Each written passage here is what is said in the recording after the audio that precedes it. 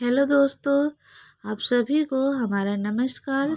तो आज हम बात करने वाले हैं अगहन शुक्ल पक्ष इतवार व्रत कब है। इस साल 2024 में कौन सा इतवार उठाना शुभ रहेगा, इतवार व्रत उठाएं या नहीं उठाएं, जानेंगे सब कुछ इस वीडियो में।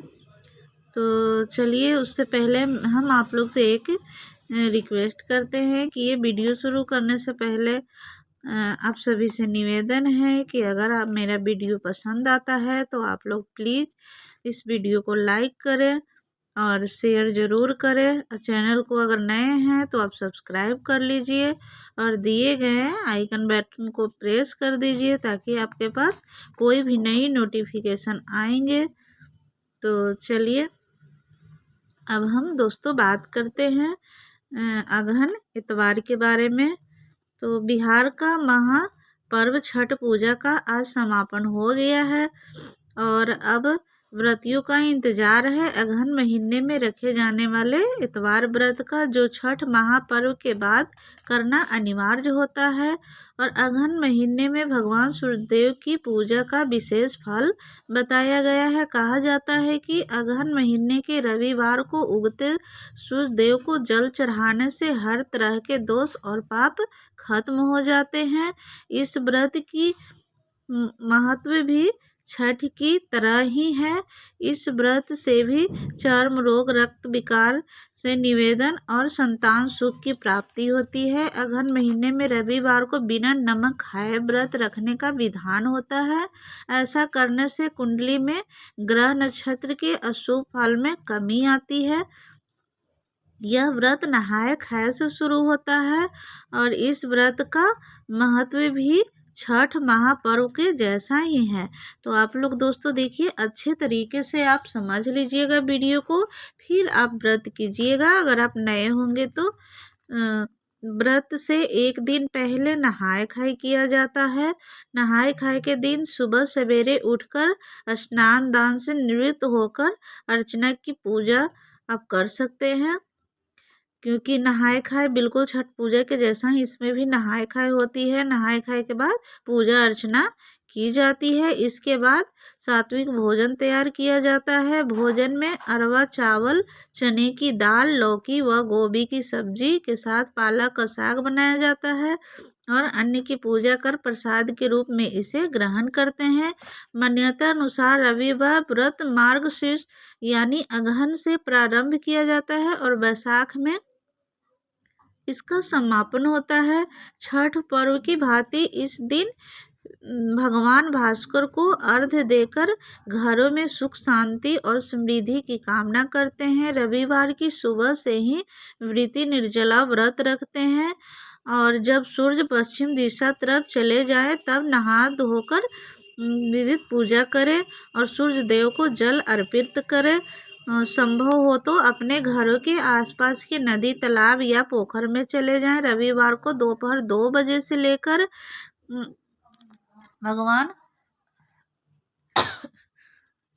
भगवान भास्कर अर्घ्य देना उत्तम होता है। रविवार को अर्घ्य देने के बाद एक ही बार भोजन ग्रहण करें। इस दिन नमक या दूसरा अनाज नहीं खाया जाता है और सूर्यास्त होने से पहले इस भोजन को ग्रहण कर ले। सूर्यास्त के बाद पानी पीने के भी मनाही होती है। मान्यता अनुसार छठ के बाद 5 रविवार व्रत रखे जाते हैं। अगहन के शुक्ल पक्ष में पहला रवि व्रत उठाया जाता है और दूसरा रविवार व्रत पौष माह के शुक्ल पक्ष में रखा जाता है। माघ महीने को छोड़कर दिया जाता है। तीसरा रविवार व्रत फागुन महीने के शुक्ल पक्ष में रखा जाता है और चौथा रविवार व्रत चैत मास के शुक्ल पक्ष में रखा जाता है और पांचवा अंतिम रविवार व्रत वैशाख मास के शुक्ल पक्ष में देने के साथ इसका समापन कर दिया जाता है। पांचों इतवार व्रत में 5 अलग अलग तरह के प्रसाद बनाकर ग्रहण किए जाते हैं। अगहन में दूध, नया धान का चूड़ा और गुड़ खाया जाता है। इस साल 2024 में अगहन शुक्ल पक्ष में 2 रविवार पड़ रहे हैं। पहला रविवार 8 दिसंबर को और दूसरा रविवार 15 दिसंबर को पड़ रहा है। तो 8 तारीख को पड़ने वाला पहला रविवार पंचक में पड़ रहा है और 15 तारीख को पड़ रहे हैं दूसरे रविवार को, तो पूर्णिमा तिथि लग जा रही है। दिसंबर मास का पंचक 6 तारीख को शुरू होगा और पंचक की समाप्ति 11 तारीख को हो जाएगी।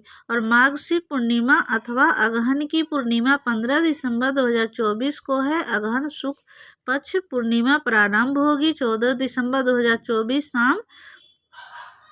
शाम को 4:28 पर और पूर्णिमा तिथि समाप्त होगी 15 दिसंबर 2024 दिन रविवार को दोपहर 2:31 पर। इस तरह से 16 दिसंबर सोमवार को पारण के दिन पौष माघ लग जा रही है। मान्यता अनुसार पूष मास में अगहन इतवार व्रत का पालन नहीं किया जाता है, इसलिए इस साल 2024 में इतवार का व्रत नहीं उठाया जाएगा। यानी इस साल छठ के बाद कोई भी इतवार करना शुभ नहीं रहेगा। अब इस बहुत सारी महिलाएं क्या करती हैं कि कार्तिक माह का इतवार उठा लेती हैं। बहुत महिलाएं पौष मास का इतवार उठा लेती हैं, लेकिन ऐसा करना शुभ नहीं होता है। हर त्योहार के नियम बनाए गए हैं।